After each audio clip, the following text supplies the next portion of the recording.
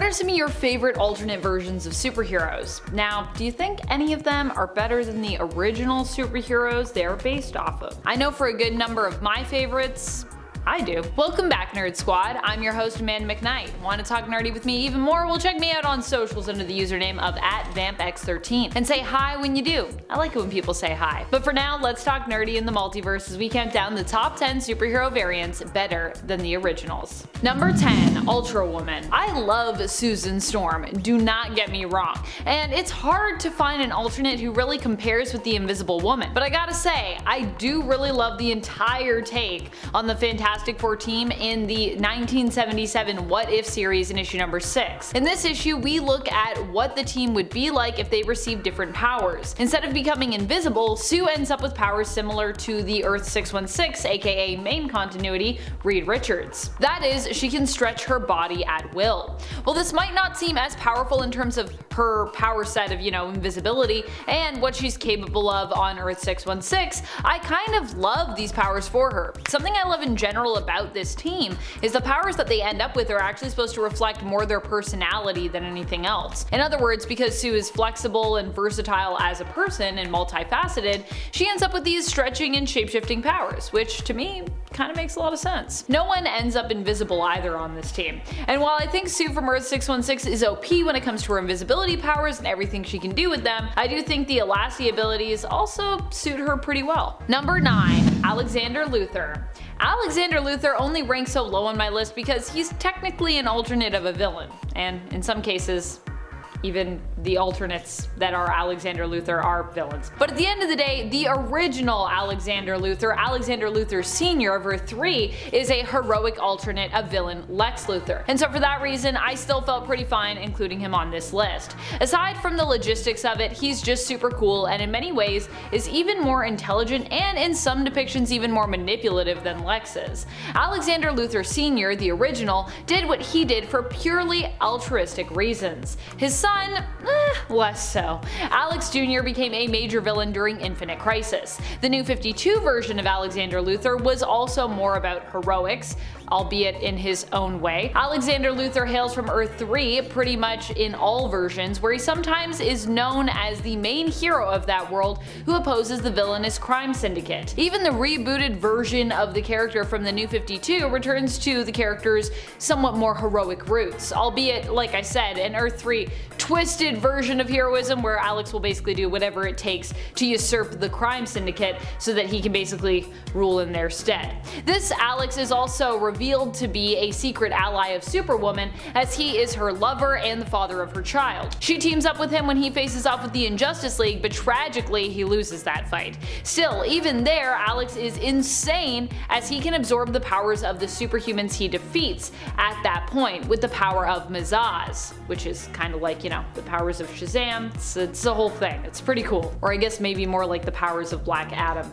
if you will. And friends, before we move on to this next spot, if you are loving this list and you are loving the content that we bring to you, do us a favor, head on over to Facebook, click that like, click that follow. It really does help us out here at the channel, and we have lots of cool, interesting content coming to you on Facebook, so yay! Number 8, Miles Morales. Okay, so hear me out. I'm not saying I don't like Peter, it's just that Peter has been around for a really long time when it comes to Spider-Man, and getting Miles via the Ultimate Universe was kind of like a breath of fresh air, honestly. Honestly, even having an alternate Peter in that universe in some ways was kind of refreshing, at least while he was alive. Except that there were still a lot of similarities between the two versions of those characters, between 616 Peter and 1610 Peter. Miles, on the other hand, has a different approach to being Spider-Man and a completely different personality. He doesn't tend to beat himself up as much either as Peter does. What I'm saying is, he's not much of a wallower, which I personally like a lot. And then let's just talk about powers when it comes to Miles.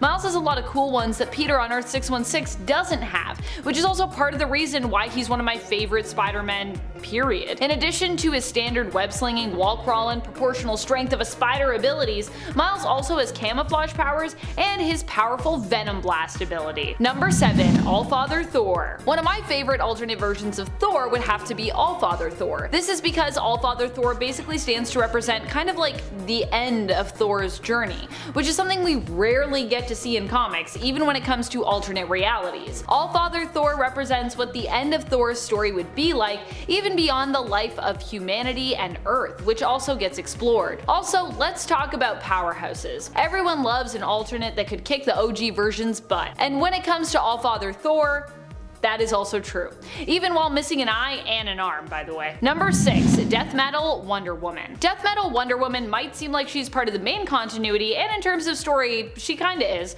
but in reality, she actually came out of a sort of reset or reality warp, if you will, of the multiverse. This all came about during Dark Knight's Death Metal. You see, initially at the beginning of that event, the heroes lost. However, they were promised if they would agree to basically not cause trouble and just be chill, that they wouldn't be wiped from existence, but instead would be reshaped and given a place in this new world. Wonder Woman herself gets a really cool look and her chainsaw of truth, which uses the lasso of truth as a ripcord. So cool. Not only is Death Metal Wonder Woman a badass throughout this event, but she also looks the part too. And of course, even though she's allied with Batman Who Laughs at the beginning, she's like, haha, I'm definitely not gonna do that because I'm definitely gonna wanna change the universe back to how it was with the other heroes. Woo! Number 5. Superboy Prime. Superboy Prime isn't even really an alternate of Superboy, he's more an alternate of Superman. Why do I love him so much and think he's better than main continuity Kal-El? It's because he's so complex when it comes to his character. And well, you know, because he's villainous. You know me, I love a good superhero turned villain story. But even in being a villain, he isn't a two-dimensional character. He's a villain whose motives you pretty much understand, which is a big part of why I love a good villain. A good villain is justified in their actions, at least somewhat. You can understand why they do what they do, and Superboy Prime is an alternate of Superman who started as a hero and who desperately wanted to be a hero, but who after suffering a pretty great loss ended up, well, becoming a villain. And I mean, kinda makes sense. Number 4. Batman Who Laughs. Batman Who Laughs is probably one of the most popular Batman alternates around at this point, and there is a good reason why. The dude is insane and insanely cool as well. Batman Who Laughs is a version of Bruce Wayne who has been infected by Joker venom after being pushed past his breaking point and choosing to kill the Joker, who was dying from illness at the time anyways, by snapping his neck. In so doing, Batman released some Joker venom, which was either intentionally or coincidentally stored within Joker's spinal column. After breathing in this toxin, Bruce found himself changing and becoming more sadistic and Joker-like. In the end, he would become a powerful villain and even turn on almost all of the Bat family members, killing them in cold blood. He would become known as the Batman Who Laughs and would go on to terrorize and threaten the multiverse and the very fabric of reality as we know it within DC lore. Number 3. The Maker. Speaking of villains that we love, one of my all-time favorites is actually a variant of another superhero, this time from Marvel Comics as opposed to DC. That is right, we are talking about the Maker from the pages of Ultimate Comics. The Maker is the alternate version of Reed Richards who hails from the reality of Earth 1610, or the Ultimate Universe. Why do I love him even more than the original? Because he's so brilliantly twisted and evil. He's basically like Reed if he lost his moral and ethical compass completely, and sometimes I feel like that's questionable even for Reed in 616. The Maker is all about science and often disregards the ethical component holding back advancement or experimentation. He's dangerous, evil, and perfectly fun when it comes to everything that he's capable of. I love the Maker because I've always thought that Reed had amazing potential to be an even better villain than he is a hero, and the Maker is that concept or idea fully executed and brought to life. Number 2. Superman Prime. Why do I love Superman Prime? Because this alternate version of Superman from the DC 1 Million universe perfectly embodies what Superman is supposed to be all about. He's all about hope, baby. And even when we think he's gone, he lives on within Lois's belief in him, and then proves her belief in him to be pretty well founded when he returns years later, and it is revealed that Superman actually survived his impending death. But not just that, we also learn that Superman actually has become even more powerful during this time away from Earth. Possibly, this is one of, if not the most powerful versions of Superman that we've ever seen in comics. This has to do in part with him being charged by the Super Sun, but also has to do with the fact that Kal-El went on various space adventures upon leaving Earth, where he basically gained many different skills and tons of wisdom besides. So yeah, just kinda Superman at his best. Number 1. Cosmic Ghost Rider. Probably one of my all-time favorite heroes, just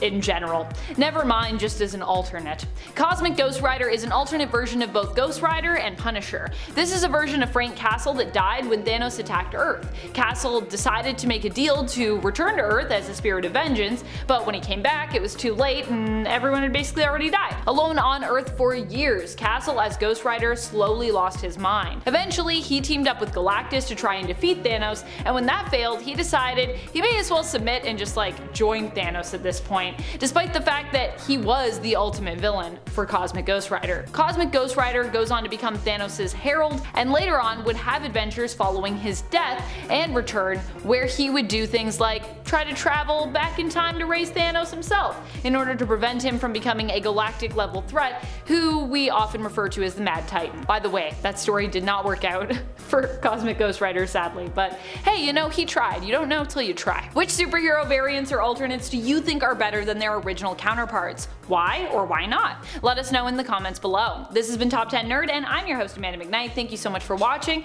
Until next time, be sure to stay nerdy, YouTube.